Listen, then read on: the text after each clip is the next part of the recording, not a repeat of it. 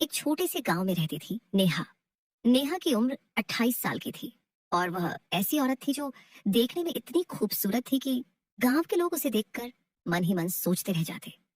उसकी आंखें बड़ी बड़ी और होंठ इतने नरम कि मुस्कुराते ही दिल को छू लेते। उसका बदन सुडौल, कमर पतली और कूल्हे थोड़े गोल, जो चलते वक्त हल्की लहर पैदा करते। वह साड़ी में रहती तो लगता जैसे कोई सपनों की परी हो, लेकिन घर के कामों में कभी कभी वह कुर्ता और लेगिंग्स पहन लेती। गांव के थरकी टाइप के आदमी उसे देखकर सोचते कि काश ऐसी बहू घर में आती तो दिन रात कैसे गुजरते, मजा आ जाता। लेकिन नेहा की शादी हो चुकी थी राहुल से, जो शहर में एक छोटी सी दुकान चलाता था और महीने में बस एक दो बार घर आता क्योंकि काम बहुत ज्यादा था। नेहा का ससुर विश्वनाथ था, जो राहुल का सौतेला पिता था। विश्वनाथ ने राहुल की माँ से दूसरी शादी की थी जब राहुल सिर्फ 8 साल का था। विश्वनाथ उम्र में 55 के करीब, मजबूत शरीर का आदमी, जो दिन भर खेतों में मेहनत करता और शाम को घर लौटता।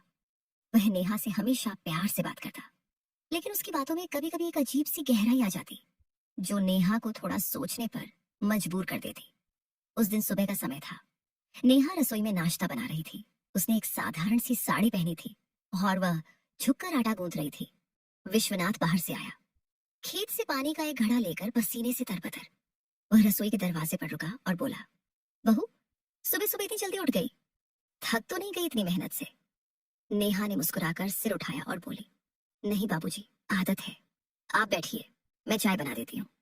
विश्वनाथ की नजर नेहा की कमर पर पड़ी, जहां साड़ी थोड़ी कसी हुई थी, और वह मन ही मन सोचा कि बहू कितनी कोमल लग रही है, जैसे छूकर देखने को जी चाहे। लेकिन वह बोला, अरे मैं खुद बना लूंगा, तू इतनी नाजुक है, ज्यादा झुक मत, कहीं कोई तकलीफ ना हो जाए। नेहा को लगा कि बाबूजी कितने फिक्र करने वाले हैं।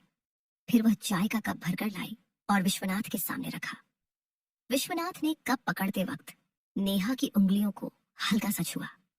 नेहा ने हाथ पीछे खींचा लेकिन हंस दी। बाबूजी, आज खेत में क्या करने गए थे इतनी सुबह? नेहा ने बात बदलते हुए पूछा। विश्वनाथ ने चाय की चुस्की लेते हुए कहा, बस फसल को पानी देना था। तू जानती है ना, खेत में कितनी देखभाल लगती है। कभी कभी लगता है कि कोई साथी हो तो काम आसान हो जाए, अकेले तो सब मुश्किल लगता है। नेहा ने सोचा कि बाबूजी अकेलेपन की बात कर रहे हैं और वह बोली, हाँ बाबूजी, राहुल भी तो शहर में व्यस्त रहते हैं, मैं हूं ना, अगर कोई छोटा मोटा काम हो तो बता देना। विश्वनाथ की आंखों में एक चमक सी आई। हाँ बहू, तू है तो घर में रौनक है, तेरी मदद से सब हल्का लगता है। फिर दिन चढ़ने लगा। नेहा घर के कामों में लग गई। वह आंगन में झाड़ू लगा रही थी। बालों की चोटी थोड़ी ढीली हो गई थी और झुकते वक्त उसके बाल चेहरे पर आ रहे थे। विश्वनाथ घर के कोने में बैठा पुरानी डायरी देख रहा था, लेकिन उसकी नजर नेहा पर टिकी थी। वह सोच रहा था कि बहू कितनी ताजगी से भरी लग रही है, जैसे कोई नई बहार आई हो। नेहा ने महसूस किया कि बाबूजी देख रहे हैं तो वह बोली, बाबूजी, क्या हुआ, कोई बात है? विश्वनाथ ने डायरी बंद की और हंसकर बोला, नहीं बहू, बस तुझे देखकर पुरानी यादें ताजा हो गईं। तेरी सास भी ऐसी ही मेहनती थी, लेकिन तू तो उससे भी ज्यादा चमकदार है। नेहा शर्मा गई, लेकिन खुश भी हुई कि बाबूजी तारीफ कर रहे हैं। वह सोचती कि यह ससुर बहू के रिश्ते में सामान्य है। फिर दोपहर को नेहा ने खाना बनाया, विश्वनाथ के लिए स्पेशल सब्जी और रोटी। दोनों साथ बैठकर खा रहे थे। विश्वनाथ बोला, बहू, तेरे हाथ का खाना तो जादू जैसा है। खाते वक्त लगता है कि और कुछ चाहिए ही नहीं, बस यूं ही चलता रहे। नेहा ने कहा, बाबूजी, आप इतनी तारीफ करते हैं, मैं क्या कहूँ? विश्वनाथ ने आंख मिचकाकर बोला, तारीफ तो बनती है, घर में हम दो ही तो हैं, एक दूसरे को खुश रखना पड़ता है। कभी लगता है कि राहुल यहाँ होता तो मजा आता, लेकिन तू है तो सब संभला हुआ लगता है। नेहा ने सोचा कि बाबूजी कितने अकेले महसूस करते हैं, सौतेले होने के बावजूद राहुल को कितना प्यार करते हैं। फिर शाम ढलने लगी। नेहा बगीचे में जाकर कुछ पौधों को पानी दे रही थी। विश्वनाथ आया हाथ में एक पुरानी तस्वीर लेकर। वह बोला, बहू देख, ये राहुल की बचपन की फोटो है। मैंने उसे ऐसे ही पाला है जैसे अपना बेटा, लेकिन कभी कभी लगता है कि वह मुझे दूर का मानता है। नेहा ने तस्वीर देखी और मुस्कुराई। बाबूजी, आप उनको कितना प्यार करते होंगे ना। राहुल भी आपको बहुत मानते हैं, बस काम की वजह से कह नहीं पाते। विश्वनाथ ने नेहा के कंधे पर हाथ रखा, जैसे पिता की तरह, लेकिन स्पर्श थोड़ा लंबा रहा। वह बोला, तू आई है तो लगता है घर पूरा हो गया।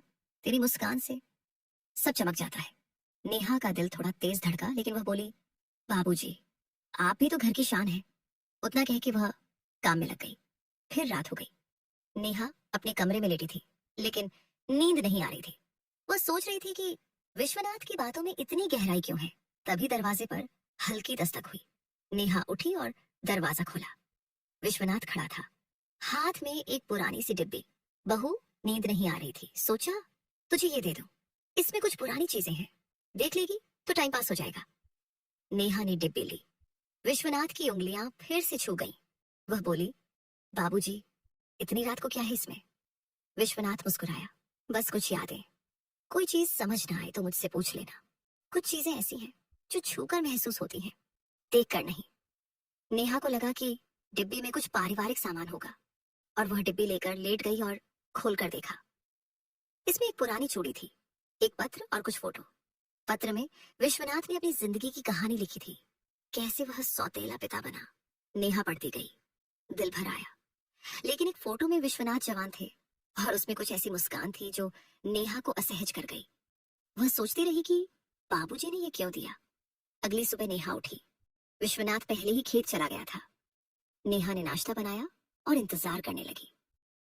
विश्वनाथ लौटा तो नेहा बोली, बाबूजी, वो डिब्बी बहुत अच्छी थी। आपकी कहानी पढ़कर पता चला कितनी मुश्किलों से गुजरे हैं। विश्वनाथ ने चाय पीते हुए कहा, हाँ बहू, जीवन में सब होता है। मैंने सोचा तुझे दिखाऊं ताकि तू मुझे और बेहतर समझ सके। कभी कभी लगता है कि करीब से जानना जरूरी है। नेहा की सांस थोड़ी तेज हुई, लेकिन वह बोली, बाबूजी, आप राहुल के बारे में और बताइए। वो छोटे थे तो आप उनके साथ क्या क्या करते थे? विश्वनाथ बैठ गया, यादों में खोकर बोला, राहुल को मैंने स्कूल भेजा, खेल सिखाए। वो सौतेला है, लेकिन मेरा खून नहीं होने से क्या, दिल तो जुड़ा है। कभी वो बीमार पड़ता तो रात भर जागता। तू आई है तो लगता है जैसे कोई बेटी मिल गई। नेहा ने सहानुभूति से कहा, बाबूजी, आप बहुत मजबूत हैं। मैं हूं ना, अब आपका ख्याल रखूंगी। विश्वनाथ की आंखें चमकी। हाँ बहू, तेरी देखभाल से सब ठीक लगता है। दिन बीतते गए। नेहा और विश्वनाथ की बातें बढ़ने लगी। एक दिन नेहा घर की पुरानी अलमारी साफ कर रही थी, ऊपर चढ़कर सामान निकाल रही थी। अचानक उसका पैर फिसला, लेकिन विश्वनाथ ने नीचे से पकड़ लिया, उसकी कमर को थाम कर। नेहा का दिल जोर से धड़का। विश्वनाथ का हाथ गर्म था। वह बोली, बाबूजी शुक्रिया, गिर जाती। विश्वनाथ ने हाथ धीरे से हटाया, बोला, बहू सावधान रहना, तेरा बदन इतना मुलायम है, चोट लग जाती तो दर्द होता। नेहा शर्मा गई, लेकिन सोची कि बाबूजी बस चिंता कर रहे हैं। दोनों ने साथ मिलकर अलमारी साफ की। विश्वनाथ नेहा के करीब आता, कभी कंधा छूता, कभी सामान पकड़ाते, वक्त हाथ। नेहा को लगा कि यह सामान्य है। फिर शाम को नेहा ने विश्वनाथ के लिए मीठी खीर बनाई। विश्वनाथ ने खाते हुए कहा, बहू, इतनी मीठी कि जी चाहे और लो, जीवन में मिठास तेरी तरह होनी चाहिए। नेहा हंसी। बाबूजी, ज्यादा मीठा सेहत के लिए अच्छा नहीं। विश्वनाथ बोला, मीठा तो जरूरी है, वरना जीवन फीका। तू है तो सब मीठा लगता है। फिर उसी शाम नेहा घर के पीछे वाले छोटे से बगीचे में बैठी थी, जहाँ कुछ फूलों के पौधे लगे थे। वह एक किताब पढ़ रही थी जो विश्वनाथ ने उसे कुछ दिन पहले दी थी। किताब में पुरानी लोक कथाएं थीं, लेकिन कुछ कहानियां ऐसी थीं जो रिश्तों की गहराई पर थीं, जैसे परिवार में छिपी भावनाएं। नेहा पढ़ते पढ़ते सोच रही थी कि विश्वनाथ इतनी गहरी चीजें क्यों चुनते हैं। तभी विश्वनाथ आया, हाथ में एक छोटा सा उपहार का पैकेट। वो बोला, बहू, शाम को यहाँ बैठी हो, अकेले में क्या सोच रही हो? नेहा ने किताब बंद की और मुस्कुराई, बस बाबूजी, किताब पढ़ रही थी। आपकी दी हुई है ना, अच्छी लग रही है। विश्वनाथ बैठ गया उसके पास, पैकेट देते हुए बोला, ये तेरे लिए, खोल कर देख। नेहा ने खोला। अंदर एक सुंदर सी कंगन थी, पुरानी स्टाइल की लेकिन चमकदार। वह बोली, बाबूजी, इतना सुंदर लेकिन क्यों? विश्वनाथ ने कहा, बस तुझे देखकर लगा कि तेरे हाथों में अच्छा लगेगा, तेरे जैसे नाजुक हाथों पर चमकेगा। नेहा ने कंगन पहना। विश्वनाथ ने मदद की, उसके हाथ को छूते हुए। स्पर्श थोड़ा लंबा रहा। नेहा का मन असहज हुआ, लेकिन वह सोची कि बाबूजी बस प्यार से दे रहे हैं। नेहा बोली, धन्यवाद बाबूजी, लेकिन राहुल को पता चलेगा तो क्या कहेंगे? विश्वनाथ हंसकर बोला, राहुल को क्या, वो तो खुश होगा कि मैं अपनी बहू का ख्याल रख रहा हूँ। घर में हम हैं, एक दूसरे को खुश रखना तो बनता है। फिर रात को खाना खाते वक्त विश्वनाथ बोला, बहू, आज तूने जो दाल बनाई है वो इतनी स्वादिष्ट है कि जी चाहे चाट लूं। तेरे हाथों में वो बात है जो सब कुछ मजेदार बना देती है। नेहा हंसी और बोली, बाबूजी आप मजाक करते हैं। विश्वनाथ ने गंभीर होकर कहा, मजाक नहीं बहू, सच। कभी कभी लगता है कि तुझे और जानूं, तेरी हर बात, हर मुस्कान। नेहा चुप हो गई, सोचती रही कि बाबूजी का मतलब क्या है। रात को वह अपने कमरे में लेटी, लेकिन नींद नहीं आई। वह सोच रही थी कि विश्वनाथ सौतेले पिता है, लेकिन इतना केयर क्यों। तभी बाहर से आवाज आई। विश्वनाथ घर के आंगन में टहल रहा था। नेहा बाहर आई, बोली, बाबूजी नींद नहीं आ रही। विश्वनाथ मुड़ा बोला, हाँ बहू, पुरानी यादें सताती हैं। तू आ गई तो अच्छा लगा। आ बैठ, यहाँ बातें करें। दोनों आंगन में बैठे। चांदनी रात थी। विश्वनाथ बोला, बहू, जीवन में कितने राज होते हैं। जैसे मैं सौतेला हूँ, लेकिन दिल से नहीं। तू समझती है ना। नेहा ने कहा, हाँ बाबूजी, मैं समझती हूँ, आप अच्छे हैं। विश्वनाथ ने नेहा की तरफ देखा, तू भी बहुत अच्छी है, इतनी कि कभी लगता है करीब आ जाऊं। नेहा का दिल धड़का, लेकिन वह बोली, बाबूजी, हमारा रिश्ता पवित्र है। विश्वनाथ हंसकर बोला, हाँ लेकिन प्यार तो प्यार है। मैं तुम्हें अपनी बेटी की तरह प्यार करता हूँ। अगले दिन सुबह नेहा उठी। विश्वनाथ खेत से लौट आया था। वह बोला, बहू, आज मैंने खेत में एक पुरानी चीज खोदी है। देख, हाथ में एक पुराना सिक्का था। नेहा ने देखा, बोली, वाह बाबूजी, ये तो एंटीक लगता है। विश्वनाथ ने कहा, हाँ जैसे तू है, पुरानी लेकिन नई सी। कभी हम दोनों मिलकर खेत में कुछ ढूंढे। नेहा ने हंसकर मना किया, लेकिन मन में सस्पेंस बढ़ गया। दिन भर नेहा काम करती रही। विश्वनाथ घर के कामों में मदद करता। एक बार नेहा पानी भर रही थी। विश्वनाथ ने बाल्टी उठाई, बोला, बहू भारी है, मैं उठा लूं, तेरा बदन इतना नरम, कहीं दर्द ना हो। नेहा ने कहा, बाबूजी मैं कर लूंगी। लेकिन विश्वनाथ ने पकड़ लिया, उसके करीब आकर। शाम को नेहा ने विश्वनाथ को चाय दी। विश्वनाथ बोला, बहू, तेरी चाय पीकर लगता है कोई जादू हो गया और पीने को मन करता है। नेहा सोचती रही कि बातें क्यों ऐसी हैं। फिर एक दिन विश्वनाथ ने नेहा को एक पुरानी डायरी दी। बोला, बहू, यह मेरी है, पढ़ ले, मेरी जिंदगी जान लेगी। नेहा पढ़ने लगी। उसमें विश्वनाथ की कहानी थी, कैसे वह अकेला रहा, सौतेला पिता बना। लेकिन कुछ पेजों में प्यार की बातें थीं, जैसे कोई छिपी चाहत। नेहा असहज हुई, लेकिन पढ़ती गई। रात को विश्वनाथ पूछा, पढ़ी। नेहा बोली, हाँ, दुख हुआ आपकी कहानी से। विश्वनाथ बोला, बहू, अब तू है तो सब ठीक। तुझे देखकर लगता है जीवन नया है।